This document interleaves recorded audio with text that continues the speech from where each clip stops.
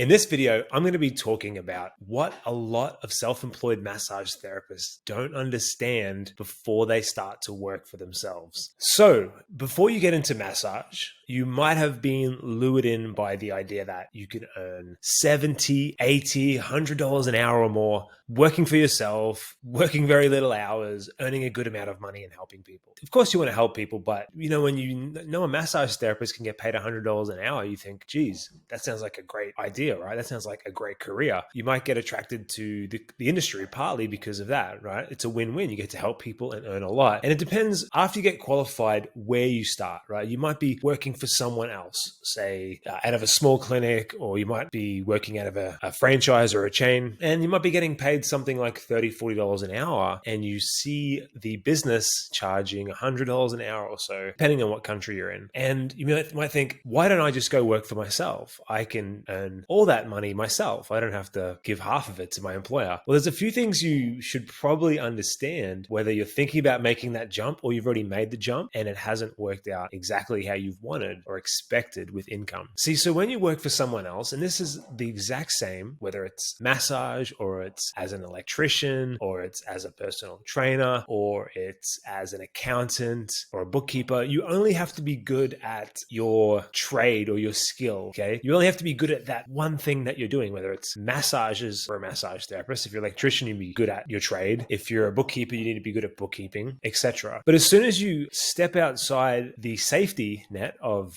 an employer, you need to be really, really good at that one thing that you started at, but you also need to develop a lot of other skills on top of that to succeed. Otherwise, you won't earn as much. Okay, so you need to be good at things like social media ads. You need to be good at overall marketing, branding, sales. Okay, so the sales is kind of at the start. You need to be able to rebook people. You need to sell products. You need to be good at customer service. Okay, you need to have people love to come back to see you. You need to be great at email marketing. You need to be good at how to track your finances and do your bookkeeping. You need to be more efficient with your time. Okay, so there's quite a few skills there that you might not even have thought about. I know I certainly didn't when I went from working for myself. Okay, I used to be an electrician, but then I got into the fitness industry and I was working as a personal trainer for someone else. Then I went out on my own as a self-employed personal trainer. And you don't know what you don't know, right? You don't know you need to be good at all these other things, okay? And it was a massive struggle for me to get clients because when you're working for someone else,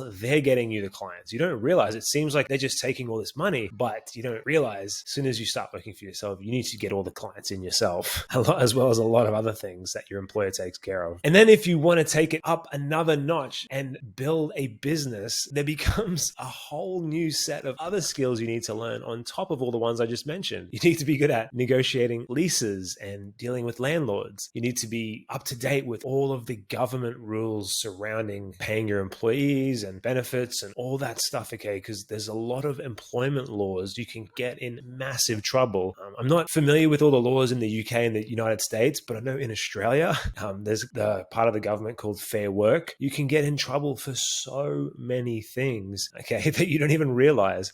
So that's a massive learning curve. You need to understand payroll and tax and accounting and how to hire and look for team members and build a team. Leadership. You need to be great at keeping a team. You need to be keeping and motivating a team. You need to be good at setting up systems and procedures for your team. You need to be good at training your team. You need to be good at roster scheduling and a lot more, right? So you go from working for someone else being just great at massage. You don't even have to be great at massage when you work for someone else. You just be good. When you work for yourself, you have to be great at massage and then all these other skills. And then you go and build your own business. You need to be great at massage, all these skills and even more skills. So a lot of people don't realize that. So, but why, you might be thinking why would anyone work for yourself or build your own business when it just sounds like all this extra work? Well, that all comes down to what you're trying to achieve. I just want to take a second to ask you for a small favor. If you're finding this video helpful, if you could just tap the like button underneath it, I'd be really grateful. That will tell the YouTube algorithm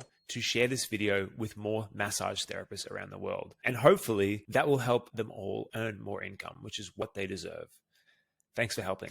So when you work for yourself, you have the potential to earn more than when you work for someone else. You get more per hour, but you have some of that taken away. But you do have the potential overall. You get paid more per hour and more per week. But that only happens if you are good at attracting clients and keeping them and doing all those things, right? Because you might, just for example, you might earn $1,000 a week working for someone else overall. If you go work for, like, that's earning $50 an hour, right? Or $40 an hour. You go work for yourself, you can earn $100 an hour, but you might only do 6 hours, 7 hours a week if you're not good at attracting clients. So you end up earning less overall. So there's potential to earn more, but you have to know how to attract and keep clients. Now, there's another step up, another big potential when you build a business. You might think, why would I build a business when there's even more skills to learn? Well, the potential to earn more per week is even higher. Okay. You can earn a lot more because it's not just you're not just earning from your hourly rate. You're not doing time for money. When you have a business, you are earning money from all your team, but there's a lot more expenses, right? So the potential is a lot higher per week, but the risks are higher because you can lose money. And then there's a massive upside potential. If you build a great business and you sell it, you can get a massive payday, which is what we have done with our last business. So I know